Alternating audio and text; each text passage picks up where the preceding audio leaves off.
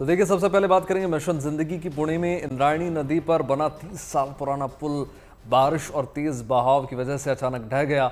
बड़ी तादाद में सैलानी इस हादसे की चपेट में आ गए। हालांकि अब तक 51 लोगों को सुरक्षित निकाल लिया गया है। दरअसल खूबसूरत नज़ारों का लुत्फ उठाने के लिए बड़ी तादाद में टूरिस्ट वहां पर पहुंचते हैं। बारिश की वजह से इंद्रायणी नदी उफान पर थी। इस दौरान पिकनिक मनाने पहुंचे 100 से ज़्यादा सैलानी सेल्फी लेने के चक्कर में पुल पर चढ़ गए और 30 साल पुराना ये पुल भरभरा कर नदी में अचानक गिर गया। 3 तस्वीरें आपको टेलीविजन स्क्रीन पर किस प्रकार से इस रेस्क्यू ऑपरेशन को अंजाम दिया जा रहा है। 30 से ज़्यादा लोगों को अब तक बचाया जा चुका है, लेकिन काफ़ी गुमनाम व्यक्ति भी निकलकर सामने आ रहे हैं। ऐसे में ये देखिए कितना बड़ा ये रेस्क्यू ऑपरेशन है, कितना जटिल ये ऑपरेशन है। लोहे का पूरा पुल, ऐसी भी आशंका जताई जा रही है कि उसके नीचे भी कई लोग दब गए थे और ऐसे में तुरंत मोर्चा संभाला गया और रेस्क्यू ऑपरेशन जारी किया गया।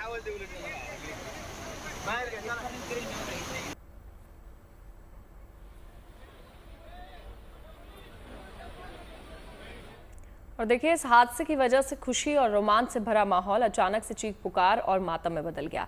लेकिन वहां पर मौजूद लोगों ने हिम्मत और समझबूझ से काम लिया और लोगों को बचाने के मिशन में वो जुट गए। जानकारी मिलते ही राहत और बचाव की टीमें मौके पर पहुंची। पुल के बड़े हिस्से को हटाने के लिए बड़ी क्रेन लगाई गई। 15 एम्बुलेंस को फौरन इस हादसे वाली जगह के लिए रवाना किया गया और इस पर एक्शन की वजह से मुसीबत की भंवर में फंसी 50 से ज्यादा जिंदगी अब तक बचा ली गई है। ये तस्वीरें आप देख सकते हैं किस तरीके से पुणे में यहाँ पर यह हादसा हुआ। अभी तक फिलहाल 51 लोगों का रेस्क्यू किया जा चुका है। जर्जर पुल नदी में जा गिरा। ऐसे में कई यात्री यहाँ पर मौजूद थे, जिस बीच 100 से ज्यादा यात्रियों की संख्या बताई जा रही है। अब फिलहाल 51 लोगों को रेस्क्यू कर लिया गया है।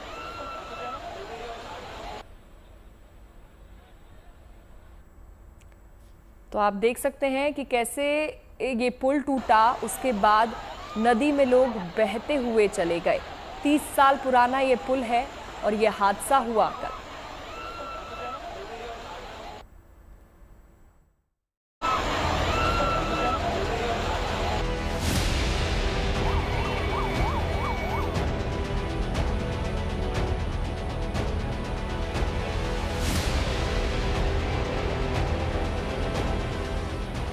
पुणे की इंद्रायणी नदी पर बना ये पुल हादसे का शिकार हुआ तो एनडीआरएफ के जवान फौरन रेस्क्यू ऑपरेशन में जुट गए।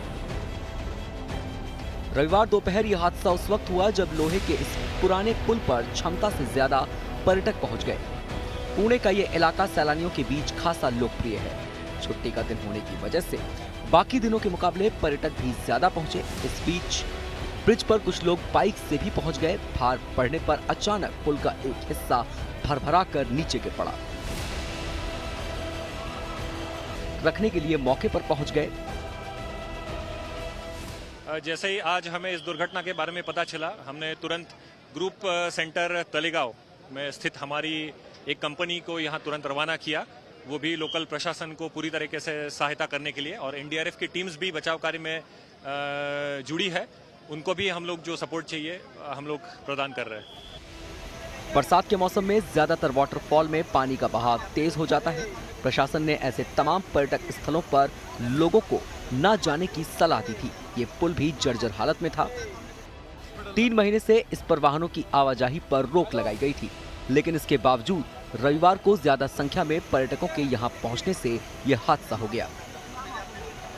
हमने 1 वीक पहले ही ये नोटिफिकेशन निकाला था, जिसके तहत हमारे पूरे पुणे में जहाँ पे पानी का प्रवाह होता है या दबदबे होते हैं, वाटरफॉल होते हैं, वहाँ पे हमने टूरिज्म एक्टिविटीज़ को बैन किया था। और उसकी इम्प्लीमेंटेशन के लिए हमारा जो डिपार्टमेंट है, रेवेन्यू डिपार्टमेंट है, पुलिस डिपार्टमेंट है, जिला परिषद है, फॉरेस्ट डिपार्टमेंट है, उनके लोगों को डेप्यूट किया गया था। यहाँ पे भी 2 पुलिस के कांस्टेबल डेप्यूट थे। टूरिस्ट की संख्या काफ़ी ज़्यादा संख्या में यहाँ पे आई। 3:15 के आसपास यहाँ पे ज़्यादा संख्या में लोग इस पुल पे आए और 3:15 के आसपास ये घटना घटी। इमीडिएटली हमारे पास में फ़ोन आया। फ़ोन आने के बाद में जो हमारी पूरी टीम है, करीब 250 लोगों की टीम ने हमें तुरंत भेजा। हमारा रिस्पांस टाइम काफ़ी फास्ट था। उसकी वजह से हम पानी में लोग अंदर गए तो भी 38 लोगों को बचा सके, क्योंकि हमारी एनडीआरएफ की टीम बहुत फास्ट पहुंची। यहाँ पे पुलिस की टीम फास्ट पहुंची, महसूल विभाग की टीम फास्ट पहुंची, तो मैक्सिमम लोगों को हमने बचा लिया। देखते हैं यहाँ पर जो पर्यटक आए थे, टूरिस्ट आए थे, यहाँ एक ब्रिज, ये खाली पगडंडी, मतलब सिंगल आदमी इसमें से जा सकता है, इतना छोटा ब्रिज यहाँ पर है।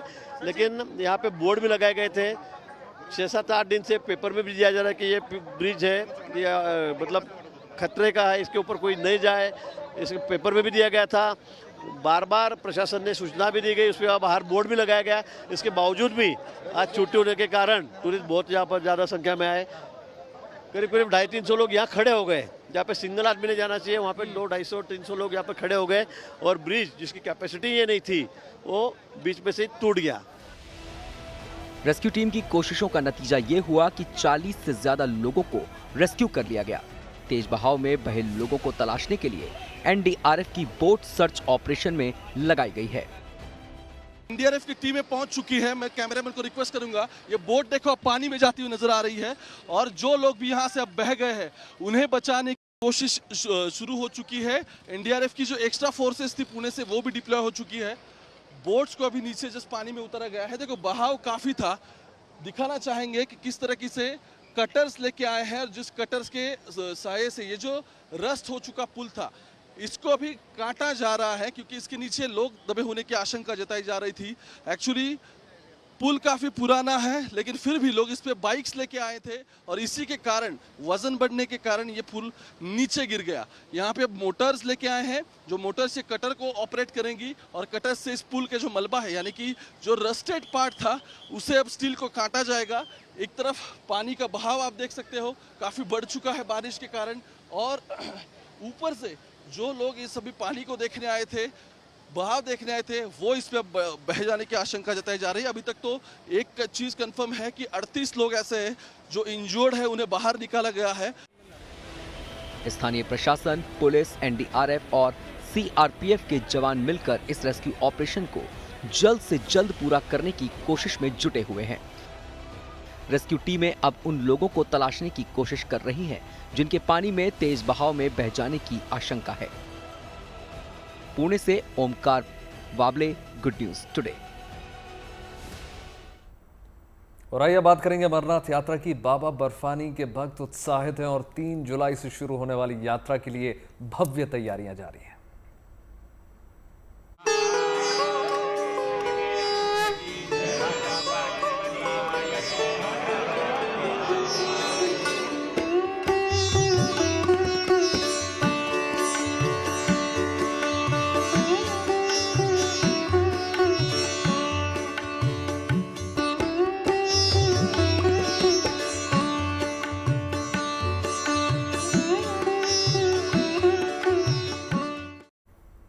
अब बात करेंगे यात्रा महोत्सव की। उत्तर से लेकर पूर्व तक और पूर्व से मध्य भारत तक आस्था की बयार बह रही है। हर तरफ भक्ति और विश्वास की अमृत धारा है। कहीं महादेव के जयकारों की जय घोष है, तो कहीं पर जय जगन्नाथ गूंज रहा है। जहां पर उत्तराखंड में चारधाम यात्रा के लिए रिकॉर्ड तोड़ श्रद्धालु पहुंच रहे हैं, वहीं कैलाश मानसरोवर यात्रा के लिए तीर्थयात्रियों का पहला जत्था आज गंगटोक पहुंच गया है। इस दौरान सिक्किम सरकार की ओर से तीर्थयात्रियों का स्वागत किया गया। 5 साल के बाद 20 जून को कैलाश मानसरोवर यात्रा शुरू होने जा रही है। ऐसे में पवित्र अमरनाथ यात्रा की भी तैयारियां जोरों शोरों से चल रही है। घाटी में पवित्र पावन यात्रा के लिए लगभग सभी तैयारियां अपने अंतिम चरण में है। यात्रा के दौरान भक्तों की सुविधाओं के साथ सुरक्षा का भी काफी ज्यादा ख्याल रखा जा रहा है, जिससे निपटने के लिए बड़ी संख्या में सीसीटीवी कैमरे की मदद की जाएगी। और साथ ही अमरनाथ यात्रा के रास्तों और अलग अलग बेस कैंप पर सीसीटीवी कैमरे लगाए जा चुके हैं। हमारे संवाददाता आरिफ बलोच की अब इसी पर खास रिपोर्ट देखिए।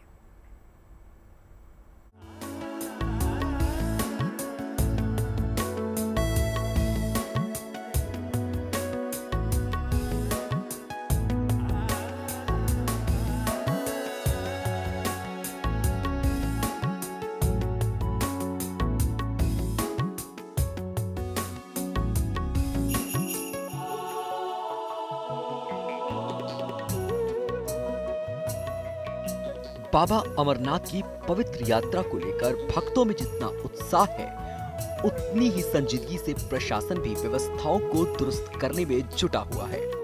धर्म पथ पर भक्तों को परेशानियों का सामना न करना पड़े, इसका पूरा ख्याल रखा जा रहा है। बाबा अमरनाथ की यात्रा के दौरान प्रशासन के लिए सुरक्षा एक बड़ी चुनौती है। दुर्गम रास्तों के बीच हादसे और आतंकी गतिविधियों को रोकने की पूरी तैयारी है। नूनमन बेस के अपने श्री मनोज सिन्हा ने पुलिस के आला अफसर से तबादले ख्याल किया, क्योंकि पहलगाम आतंकी हमले के बाद सुरक्षा एजेंसियां पहले से ज्यादा मुतहरिक नजर आ रही है। केंद्र सरकार ने जहां इजाफी सिक्योरिटी एहलकारों की पहले ही तैनाती अमल में लाई है, वहीं पवित्र गुफा जाने वाले रास्तों पर जगह जगह हाईटेक सीसीटीवी कैमराज और फेशियल FRT यानी कि फेशियल रिकॉग्नाइजिंग टेक्नोलॉजी का भी इस्तेमाल किया जा रहा है।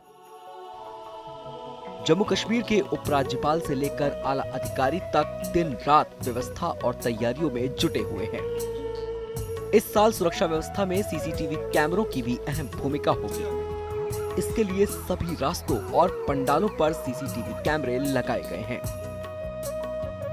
अमरनाथ यात्रा के 60 किलोमीटर के रूट पर 35,000 जवानों को तैनात किया जाएगा। इसके साथ 4,000 कैमरों की मदद से गतिविधियों पर नजर रखी जाएगी। इन्हें कंट्रोल रूम से जोड़ा जाएगा। बंकर भी बनाए जाएंगे। सभी वाहनों और तीर्थयात्रियों को रेडियो फ्रीक्वेंसी आइडेंटिफिकेशन तकनीक से टैग किया जाएगा। अमरनाथ यात्रा इस साल 3 जुलाई से 9 अगस्त यानी कुल 38 दिनों तक चलेगी। इस दौरान लाखों श्रद्धालु इस बर्फीले शिवलिंग के दर्शन और पूजा के लिए यहाँ पहुंचेंगे। इस बार यात्रा की सुरक्षा, सुविधा और आराम को लेकर प्रशासन ने विशेष तैयारियां की हैं। सांबा में आधुनिक ट्रांजिट कैंप स्थापित किया गया है, जहां वातानुकूलित हॉल और सीसीटीवी कैमरों जैसी आधुनिक सुविधाएं उपलब्ध करवाई गई हैं। प्रशासन यात्रियों को बेहतर सेवा देने के लिए पूरी तरह सजग है। बाबा अमरनाथ की यात्रा मंगलमय हो, हर यात्री पूरी सुविधा और सुरक्षा के बीच दर्शन पूजन कर सके, इसकी हर कोशिश जारी है। पहलगाम से आरिफ बलोच के साथ bureau report, good news today.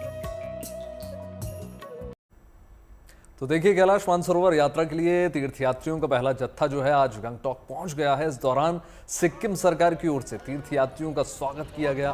5 साल के बाद 20 जून को कैलाश मानसरोवर यात्रा शुरू होने जा रही है और इस दौरान तीर्थयात्रियों की सुविधाओं का पूरा ख्याल रखा जा रहा है। इतना नहीं, यात्रा के दौरान मिलने वाली सुविधाओं पर यात्रियों ने खुशी भी जाहिर की है। यात्रियों के पहले जत्थे को 5वें माइल और शेरथांग में 4 दिनों तक रखा जाएगा, ताकि वे खुद को मौसम के हिसाब से ढाल सकें। और इस जत्थे में कुल 34 तीर्थयात्री शामिल हैं। तो 5 साल बाद दोबारा शुरुआत होगी। तो जो भी सरकार ने हमको जवाबदारी दी है इस रूट से यात्रा कराने के लिए, जिसमें यात्रियों की सुरक्षा से लेके उनकी मेडिकल उसी तरह के जो सुविधा उनको उपलब्ध करानी है, हम लोगों ने अपनी पूरी तैयारी कर रखी है और सारे तैयारियों का हमने जायजा भी लिया है। हम बहुत उत्सुक हैं। अलग अलग चीज़ों के लिए अलग अलग जिम्मेवारी भारत सरकार देती है। तो जो यात्रा के लिए जो मेडिकल कवर, फाइनल मेडिकल, सुरक्षा और इस तरह की जो सुविधा है वो हमारी जवाबदारी है और वो जवाबदारी शुरू से लेकर आखिर तक होती है। मैं यहाँ आपको बताना चाहूँगा कि कैलाश मानसरोवर यात्रा 1981 में सबसे पहले लिपुलेख पास जो कि उत्तराखंड में है उसके द्वारा शुरू की गई थी और तब से लेके आज तक ये जवाबदारी ITBP निभा रही है। जो यात्री आ रहे हैं इनका मेडिकल भी दिल्ली में ITBP के हॉस्पिटल में ही हुआ है। तो 5 साल हमारा अनुभव बहुत अच्छा है। 5 साल बाद आए हैं। बहुत दिनों से इसके लिए तपस्या कर रहे थे, इंतजार कर रहे थे कि दोबारा से फिर खुले, लेकिन कुछ कोविड के बाद से ऐसे सर्कमस्टांसेस बने कि जिस वजह से यात्रा नहीं हो पाई और हम लोगों को बहुत अच्छा लग रहा है। और पहले भी हम लोग जा चुके हैं और बहुत दिनों से तमन्ना थी कि दोबारा से फिर जाए।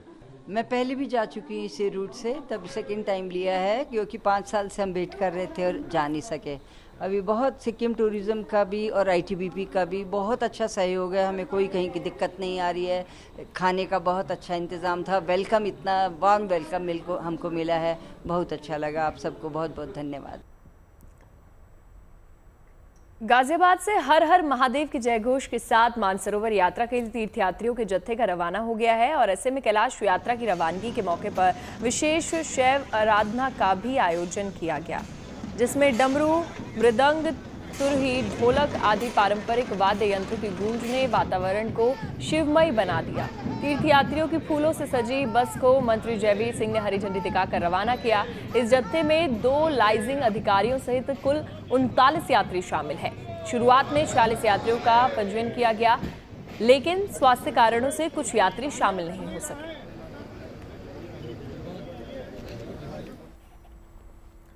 और देखिए, विशाखापट्टनम में अयोध्या राम मंदिर की एक शानदार रेप्लिका तैयार की गई है। 91 फीट ऊंचे इस मंदिर में दर्शन के लिए दूर दूर से भक्त लगातार पहुंच रहे हैं। गरुड़ समूह की ओर से इसे बनाया गया है। रिपोर्ट देखिए।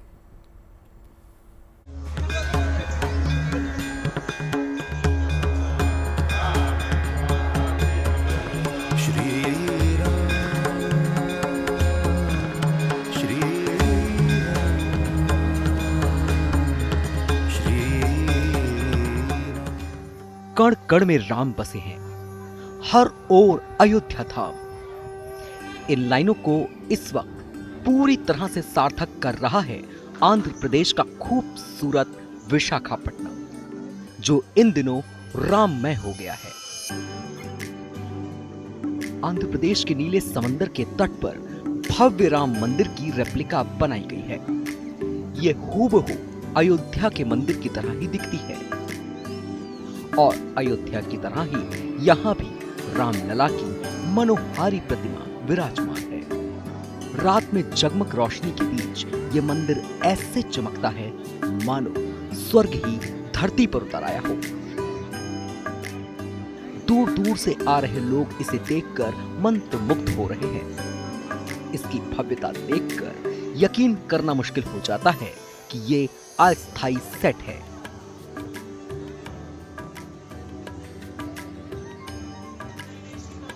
इससे पहले महाकुंभ के दौरान भी ऐसी ही रेप्लिका प्रयागराज में बनाई गई थी, जिसे लोगों ने काफी पसंद किया।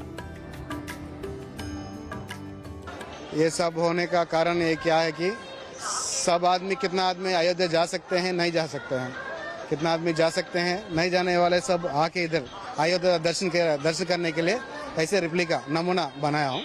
बस यही है, एक हिंदू धर्म, सनातन धर्म के लिए हम ये कोशिश करके बनाया हूँ। इस मंदिर का मकसद सिर्फ भव्यता का प्रदर्शन नहीं, बल्कि आस्था की उस वेदी का निर्माण है जिससे सभी को पुण्य लाभ मिल सके। यहाँ विधि विधान पूजा अर्चना की जाती है। इस मंदिर से लोग न सिर्फ भक्ति में लीन हो रहे हैं, बल्कि राम के जीवन दर्शन को भी समझ रहे हैं। यह मंदिर जैसा अयोध्या में मंदिर बनाया गया है, वैसा ये मंदिर बनाया गया है। जो लोग वहां जाकर दर्शन नहीं कर पाते हैं, वो लोग आकर के यहाँ दर्शन कर सकते हैं। जैसे रामलला की बालक रूप मूर्ति वहाँ विराजमान है, वैसे ही रामलला की बालक रूप मूर्ति यहाँ विराजमान है। अभी यहाँ इसको 20-22 दिन हो गया है, अभी 1 महीना और रहेगा। यहाँ मंदिर समुद्र तट पर 91 फीट की ऊंचाई पर खड़ा है और इसकी हर मूर्ति, हर दीवार को बेहद खूबसूरती से तराशा गया है। मंदिर के निर्माण में करुण ग्रुप ने पूरी मेहनत लगाई। 2 महीने तक 5 इंजीनियर, 15 आर्किटेक्ट और 325 कर्मचारी दिन रात काम में जुटे रहे। इसे किसी असली मंदिर की तरह ही बारीकी से बनाया गया है।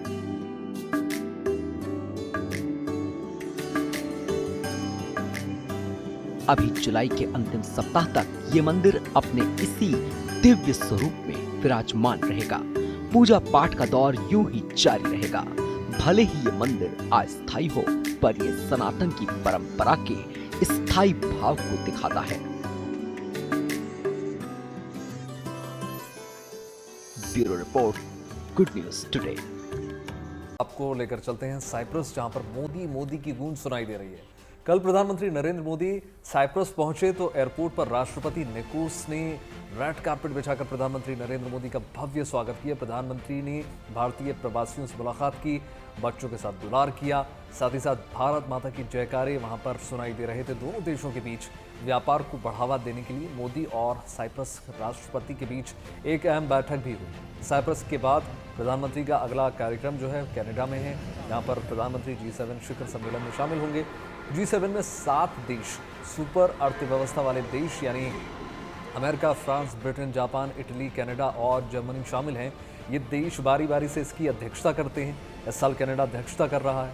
ऐसे में G7 समिट कनाडा के अल्बर्टा प्रांत के कानानास्किस शहर में हो रहा है और इस समिट के एजेंडे में वैश्विक शांति और सुरक्षा, आर्थिक स्थिरता, विकास और डिजिटल डेवलपमेंट जैसे मुद्दे शुमार हैं। भारत इस बैठक में बतौर स्पेशल गेस्ट शामिल होने जा रहा है। कितना उत्साह है प्रधानमंत्री के आने को लेकर? हम लोग में आप देख ही सकते हैं, हम लोग काफ़ी एक्साइटेड हैं। We are waiting for him और हम चाहते हैं कि वो आएँ और इंडिया और कनाडा के रिलेशनशिप को आगे बढ़ाएं। हम एक परिवार हैं और हम परिवार के जैसे ही साथ में रह के आगे बढ़ना चाहते हैं। जी, प्रधानमंत्री के यहाँ आने से क्या फर्क आएगा? आपका क्या नाम है और प्रधानमंत्री के आने से क्या फर्क आएगा? जी, मेरा नाम है हार्दिक पांड्या।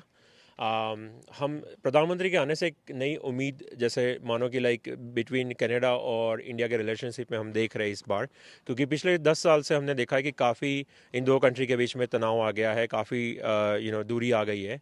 तो इस बार प्रधानमंत्री के आने से और नए प्रधानमंत्री के इन्विटेशन से काफ़ी उम्मीद है इंडियन कम्युनिटी में। और जैसे इकोनॉमी के पॉइंट से हम हमेशा बात करते हैं कि India is fastest growing economy. Canada अभी जिस हिसाब से निकल रहा है ट्रम्प के आने से, like due to the war, like trade war, so उसके लिए कनाडा के लिए एक बहुत अच्छी अपॉर्चुनिटी है to go beyond the US border and go to with India right now. आप किस फील्ड से हैं और आप काफी उत्साहित हैं यहाँ पर? मैं यहाँ पे मेरा यहाँ पे बिजनेस वगैरह है, रेस्टोरेंट्स है, स्टोर्स है। तो हम हमारे मतलब बिजनेस में भी ट्रेड, अभी जो ट्रेड रुक चुका है इंडिया और कनाडा के बीच में, तो यहाँ की जो अभी इकोनॉमी है वो पूरी स्लो डाउन हो गई है, राइट। तो इंडिया और कनाडा का रिलेशन अगर स्ट्रॉन्ग हो गए तो दोनों कंट्री के लिए बहुत बहुत बढ़िया रहेगा। अच्छा भाई साहब, आप किस फील्ड से हैं? आप ऑयल एंड गैस में है। अल्बर्टा की अगर बात करें, कैलगरी इस रीजन की बात करें, अगर ऑयल एंड गैस में भारत के साथ संबंध बढ़ते हैं तो ये क्या दर्शाएगा? ये दर्शाएगा कि ये है ना कनाडा का दूसरा गुजरात बनने वाला है। अगर वो मतलब कैलगरी गुजरात बन जाएगा। कैलगरी गुजरात बन जाएगा, क्योंकि यहाँ पे oil and gas leading commodities है। और एक चीज बहुत जरूरी है, जो टेक्नोलॉजी, जो इनोवेशंस इंडिया लेके आ रही है, कनाडा को उससे बेनिफिट तो होगा।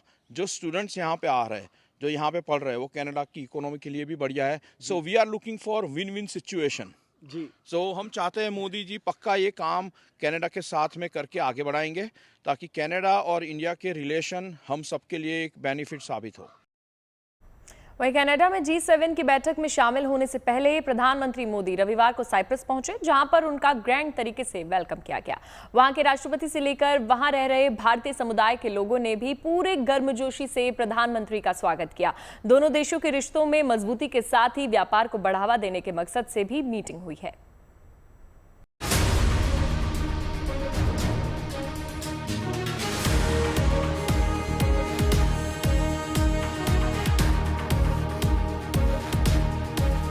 तीन देशों के विदेश दौरे के क्रम में रविवार को जब प्रधानमंत्री नरेंद्र मोदी साइप्रस पहुंचे तो वहां उनका भव्य स्वागत हुआ। वहां के राष्ट्रपति निकोस क्रिस्टोडोलिडेस ने लानार्का इंटरनेशनल एयरपोर्ट पर पूरे गर्मजोशी के साथ रेड कारपेट पर उनका स्वागत किया। इसके बाद पीएम मोदी साइप्रस के लिमासोल शहर गए, जहां होटल के बाहर भारतीय समुदाय ने उनका शानदार स्वागत किया।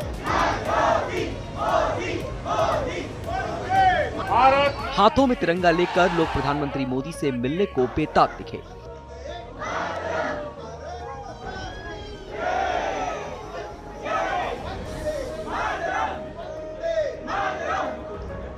प्रधानमंत्री मोदी भी उनसे मिले, हाथ भी मिलाया, ऑटोग्राफ भी दिए। यहाँ लोगों के साथ मौजूद छोटे छोटे बच्चों के सिर पर हाथ फेरते हुए पीएम मोदी उन्हें प्यार करते नजर आए।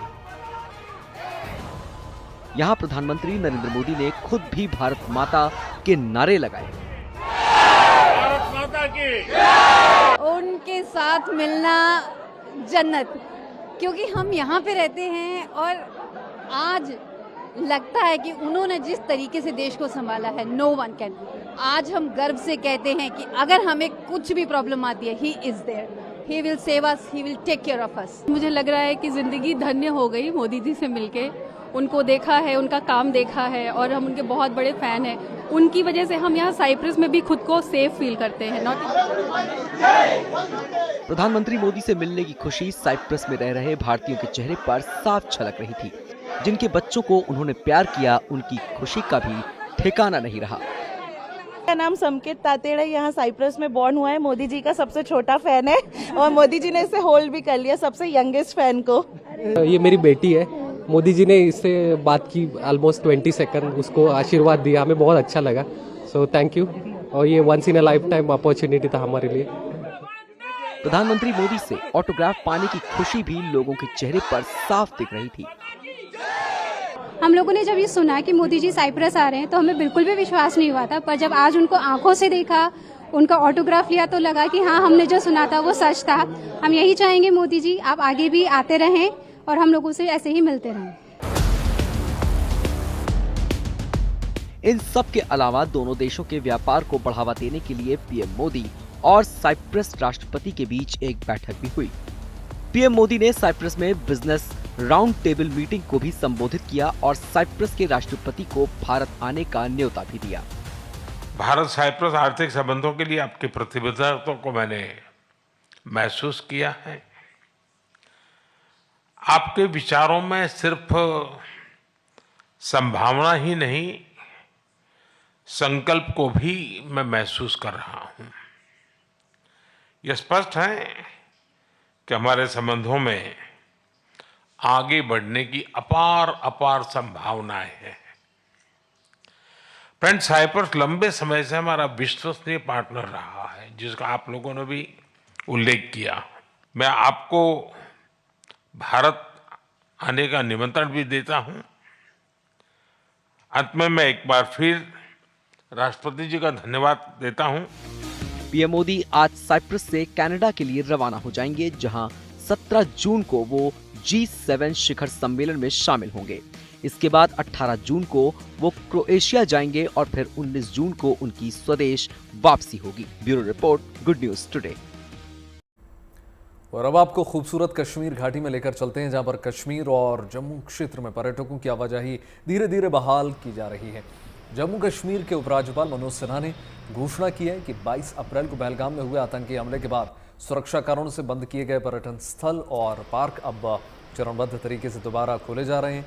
ये निर्णय वार्षिक अमरनाथ यात्रा की तैयारियों की समीक्षा के दौरान लिया गया, जब सिन्हा ने अनंतनाग जिले के नुनवान बेस कैंप का दौरा किया और पहले चरण में 8 पर्यटन स्थलों को दोबारा खोला गया है, जिसमें देखिए अनंतनाग जिले की बेताब घाटी और पार्क, वेरीनाग, कोकरनाग और अच्छाबल गार्डन शामिल। और इसके अलावा अगर हम देखें तो श्रीनगर में बादामवारी पार्क, निगीन झील के पास डक पार्क और हजरत बल के पास अगर हम देखें तो तकदीर पार्क को भी फिर से पर्यटकों के लिए खोल दिया गया है और फिर से इलाके गुलजार हो गए।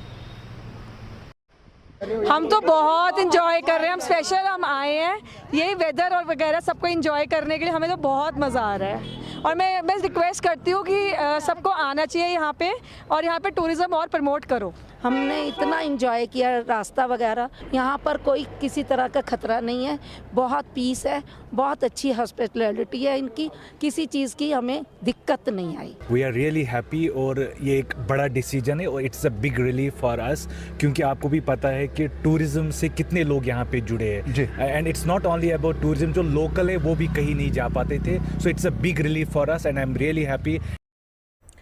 मौसम के मोर्चे पर अब एक गुड न्यूज आई है। दरअसल देश के कई हिस्सों पर मेघों की मेहरबानी हुई है। राजधानी दिल्ली के साथ ही कई प्रदेशों में बदला मौसम और ऐसे में मौसम सुहाना हो गया है।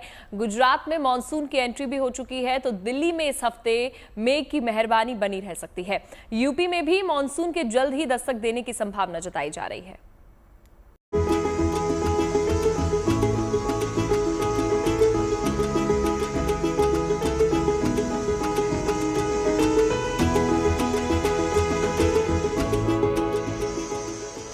भीषण गर्मी के बाद मौसम का मिजाज एक बार फिर बदला सा है।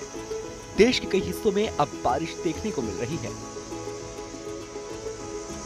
दिल्ली एनसीआर में रविवार को हुई बारिश ने गर्मी के मौसम को सुहावना बना दिया।